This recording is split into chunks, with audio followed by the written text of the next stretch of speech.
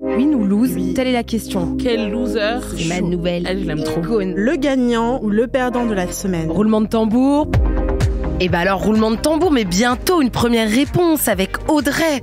Alors, tu as choisi un loser pour nous, me semble-t-il. Aussi, Ouais. parce que j'ai le conducteur sous les yeux. Aussi, le script littéralement. Le loser pour moi cette semaine, c'est tout simplement la justice française. Très bien. Voilà, on met tout le monde dans le même paquet. La justice française qui est vraiment à géométrie variable pour changer. Alors je m'explique. Le 9 juin dernier, un Français âgé de 43 ans a été condamné à une peine de 8 mois de prison ferme pour vol de 10 CD du prochain album de Taylor Swift. Je sais pas si t'avais vu passer l'info. Mais je sais, non, mais en fait, je sais pas si la vanne, c'est parce que c'est Taylor Swift et qu'il a quand même volé pour ça.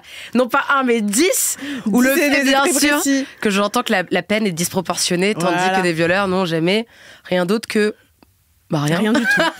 Exactement. Donc en fait, il a volé 10 CD du prochain album de Taylor Swift qui s'appelle Speak Now Taylor Swift Version. Et c'est des disques qui ont été dérobés directement en fait dans l'entrepôt de pressage de la ville du Mans qui s'appelle Moutage Plastique de l'Ouest, si vous voulez tout savoir. Nous voulons tout savoir. Et qui s'occupe du coup du pressage de tous les disques dans toute l'Europe. Et donc c'est important de souligner que cet album, c'est pas un album inédit, mais c'est une réédition. Car si ça avait été un album inédit, il aurait eu 1 an et demi de prison. Ouais, exactement. Une réédition de son 3e opus qui était initialement sorti en 2010 et dont la date de sortie là était prévue ce 7 juillet. Donc les plans sont un petit peu bousculés. L'homme en question, il a volé ses disques pour les vendre sur le Bon Coin parce qu'il avait besoin d'argent. Et voilà, il a réussi à en tirer un total de 250 € après avoir vendu seulement 6 CD. Moi, je m'y connais pas trop, mais je trouve que c'est pas un hyper bon deal. Je pense qu'il aurait pu vendre un peu plus. Des CD Oui. quand même, enfin pas inédits, mais que personne n'avait Audrey, encore il a vu. choisi un opus déjà sorti de Taylor Swift. Il y a un moment, si tu voles, vole bien. Merde, enfin, franchement. Mais en plus 250 €. Au moins, le pour prochain 6 CD. L'Homme Pâle, un truc qui puisse faire vibrer les galeries d'art du 11e arrondissement. Mais bon, Je pense qu'il aurait pu en tirer un peu plus quand même. Donc non seulement il a pas de bol, mais en plus d'être mauvais businessman, il est tombé sur une acheteuse qui s'est révélée être une employée en fait des ressources humaines de l'entreprise en question qui a été cambriolée. Donc résultat, ben évidemment, elle a alerté la police et il a pris 8 mois ferme. Comment elle est grave procédurière. Alors grave. Non mais je pense qu'elle a Elle m'a vraiment. fait un truc sur le Bon Coin, la genre police. On dirait une Karen à la française. Comment on C'est appelle une exactement Karen ça. Une Caroline Caroline ou Une Anne. Une Catherine. Catherine, Une c'est pas Catin. mal. Une Catin. Et ben en fait, à l'heure actuelle, il y a toujours 2 CD du coup qui manquent. Donc tout le monde est à la recherche des 2 CD manquants. J'ai l'impression que c'est un vrai faux fait divers que tu me racontes. Mais non, tout à je l'heure, te jure Audrey. que c'est vrai. Et apparemment, ça met l'entreprise de pressage vraiment dans la sauce parce qu'en gros, si Universal venait à résilier son contrat avec l'entreprise parce que bah c'est pas ouf quand même comme incident, ça compromettrait en fait l'avenir de l'entreprise. Enfin, ça mettrait en cause plein d'emplois, des millions d'euros en jeu. Donc bon. Voilà. Bon, d'après la société, voler c'est pas bien, certes, mais je me dis quand même, je suis pas tout à fait Comment d'accord. t'as dit ça en levant les yeux au ciel? Pour nous, Ça dépend qui on vole. Pour nous, c'est de l'anticapitalisme, mais pas du vol. Tu connais la chanson, Martin. Le vol, c'est du communisme. Mais je me dis quand même que la justice française est plus dure avec un voleur de CD qu'avec des violeurs, comme tu le disais tout à l'heure. Et ça reste un petit peu coincé entre mon oesophage et... Et le fait que les CD existent encore, en plus, je viens de me dire, c'est incroyable. Et des gens en achètent. Oui, c'est À vrai. 250 € seulement les 6 exemplaires. On y revient toujours, c'est vraiment un fait divers. Je pense vraiment les fans, les grands fans quoi, qui veulent avoir un objet collector, se sont dit allez. En plus c'est le truc qui est pas encore sorti, donc ils ont sauté sur l'occasion. Enfin en tout cas il y a plein de gens qui se sont offusqués aussi de cette peine, donc vraiment ferme, 8 mois ferme, je le répète, sur différents réseaux sociaux en disant ouais les disques ont plus de justice que les femmes, les personnes queer et trans, les enfants et les personnes handies.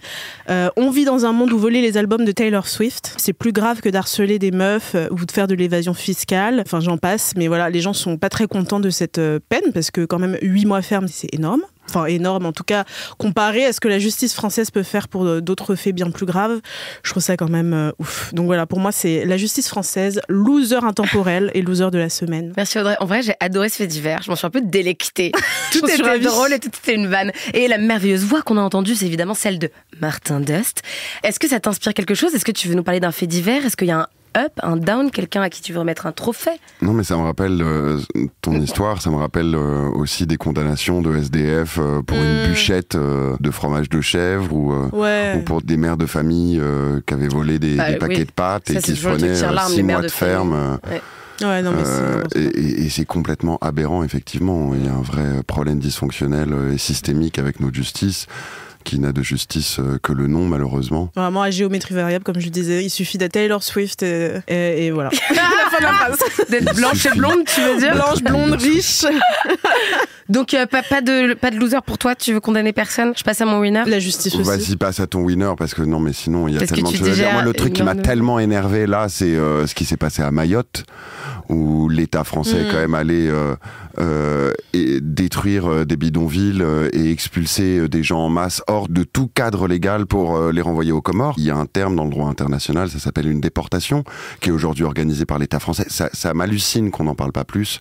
Ça, donc voilà, c'est un peu dans la continuité. Merci d'en parler, parce que je pense que ça, c'est un bon loser. Bravo Martin, t'as parfaitement répondu à l'exercice. Très gros loser. Et toi Mao, est-ce que tu veux nous parler d'un winner pour contrebalancer? Oui. Alors oui, c'est même des winneuses. Non mais parce que on va encore parler de quelque chose de problématique dans notre société, c'est-à-dire le viol. Mais il y a d'abord C'est bien, on se marre aujourd'hui. On est de bonne humeur, on a fait 9 heures de sommeil. Je suis désolée, c'est un peu parfois genre le podcast de l'indignation.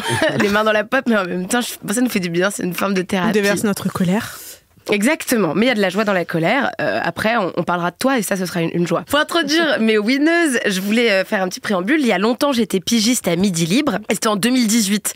Et à l'époque, il y avait Bertrand Cantat qui avait tenté de faire un énième retour. Et le premier concert de sa tournée, c'était au Rockstore à Montpellier, qui est donc la ville où il y a le siège de Midi Libre. Et je me souviens qu'à l'époque, je vais couvrir une manifestation.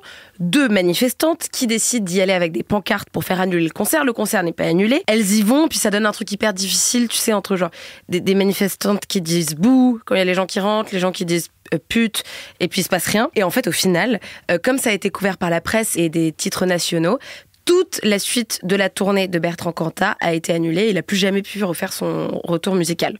Pourquoi je dis ça? Parce que je me dis, c'est l'effet papillon. Parfois, c'est juste l'action de 1 à 100 femmes qui permet... L'effet femme pillon, quoi. Parce que là, voilà, en fait, là, j'arrive à mes winneuses. Je mets...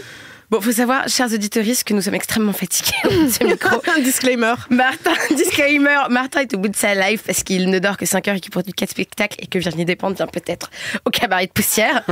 Et moi, je suis au bord du burn-out depuis maintenant 5 ans et je m'arrêterai là dans la description de ma vie en ce moment. Tout ça pour dire, je mets tous mes jetons dans le même jupon pour dire que jeudi dernier, 15 juin, à Marseille au Silo, Gérard Depardieu a voulu faire un concert pour rendre hommage à son amie d'antan Barbara. Or, vous le savez peut-être, il a été mis en examen pour agression sexuelle et viol, mis en examen, donc il y a des preuves. C'est pas je sais qu'il n'est pas encore condamné et tout, mais enfin bon, on n'est pas dans des accusations ont été proférées à la suite d'une enquête de Mediapart extrêmement détaillée en 3 épisodes sur 3 ans. Et donc, une centaine de manifestantes y sont allées, elles ont dit bouh, il s'est rien passé, le concert a pas été annulé, mais je me dis, voilà, ce sont les premières, peut-être que ça va mettre une petite pierre à ce qu'un jour, la tournée de Gérard Depardieu soit annulée. Mais d'où il est en tournée en plus?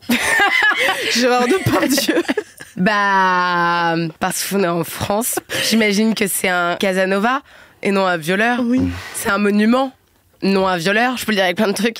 Un monstre, non un violeur. Enfin voilà. Est-ce que tu veux remettre une win à quelqu'un, Martin? Moi, du coup, ça me rappelle une activiste qui avait montré ses seins devant l'Odéon pour permettre au théâtre et aux artistes de s'exprimer et au théâtre de réouvrir. Et aujourd'hui, tous les théâtres sont réouverts et les artistes s'expriment. Donc, je pense que c'est grâce à elle. Donc voilà, je me souviens plus de son nom, mais je voudrais vraiment remercier cet artiste qui avait montré ses seins en défiant la police devant le théâtre. Merci beaucoup.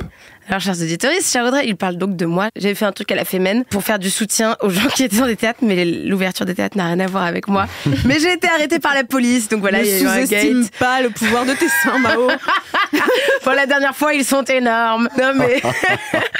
Non mais bon, bref, c'est juste fun, j'en parle dans mon spectacle. Voilà, venez voir mon spectacle si vous voulez avoir toute l'anecdote et savoir comment mon arrestation s'est terminée. Maintenant, Audrey, aurais-tu un ou une winneuse? Ouais, je vous en ai un petit peu parlé la semaine dernière en parlant des outdoors. Et cette fois-ci, je vais vous dire un petit peu quels sont les lauréates. Avec grand plaisir. Oh, trop cool. Ouais. Donc je vous en parlais. Ça a eu lieu le 18 juin dernier. Donc c'est la cérémonie des outdoors. Pour rappel, c'est une remise des prix organisée par l'association des journalistes LGBTQIA+, l'AJL, qui récompense du coup des personnes et des initiatives qui œuvrent pour la représentation des personnes LGBT. Du coup, je sais pas si vous avez regardé, vous, la cérémonie, si vous avez pu voir un petit peu. J'avais un pote qui remettait en plus le prix...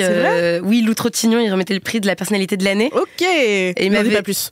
Non, je dirais pas plus, mais il m'avait donné une invite et je voulais être là. Et c'est vraiment à cause de la fatigue que j'y étais pas, mais tout le cœur. Et j'étais grave sur la story de la JL en mode qui a gagné, et ils ont mis la story que le lendemain. Bref. Et bah du coup, qui a gagné? T'y étais toi? Non, j'y avais pas malheureusement. Bon bah fais-nous session de rattrapage. C'est Paloma, du coup la gagnante de la première saison de Drag Race France. Ouais, qui a été sacrée personnalité de l'année, et donc elle succède à la DJ militante Barbara Butch. Et donc du coup, d'après un article de 20 minutes, ce n'est que le début d'un long succès, puisque Paloma aurait aussi décroché un rôle dans les séries Une si longue nuit, Balthazar, et elle figurera aussi dans le casting de The Walking Dead, Daryl Dixon. Mais oui, incroyable. Et aussi, elle est chroniqueuse sur Quotidien, que j'ignorais, mais assez régulièrement. Enfin voilà, bref, Paloma sur tous les fronts, quoi. Go girl. C'est vraiment la personnalité de l'année. Elle représente. Ouais. Ah bah oui, et puis elle représente bien en plus.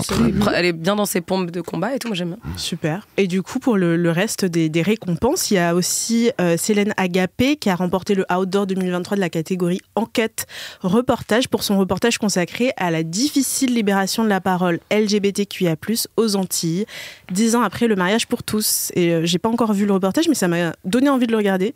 Venant des Antilles et étant une personne queer, du coup, je trouve ça hyper cool de s'intéresser à tous ces sujets-là. Ensuite, la lauréate du prix Coup d'éclat artistique, c'est Yael Langman pour sa série Cher tendre, diffusée sur France TV /. Et en gros, c'est une série qui retrace les aventures d'une ado intersexe.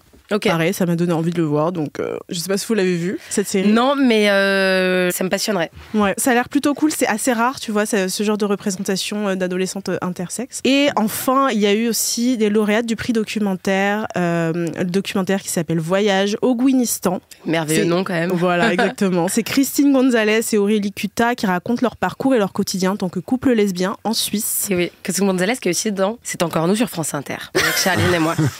Bref. Avec Charline et qui ? Moi, je l'embrasse, elle est merveilleuse, Christine. C'est vraiment une des journalistes les plus talentueuses que j'ai rencontrées de ma vie. Ok, bah allez regarder le documentaire Voyage au Gouinistan. En plus que d'avoir un super titre, je suppose que. Et en Suisse, c'est des fous. Enfin bref, c'est un pays hyper. J'aimerais bien dire catho, mais c'est pas vrai. Non. Juste hyper bourgeois, hyper structuré, raciste. Enfin, c'est un truc. C'est génial, vraiment. J'en ai eu l'expérience. C'est vrai ? Ah merde. Ouais. Bon, en tout cas, c'est l'occasion d'aller checker le travail de toutes ces personnes, mais aussi de celles qui ont été nommées mais qui n'ont pas été lauréates.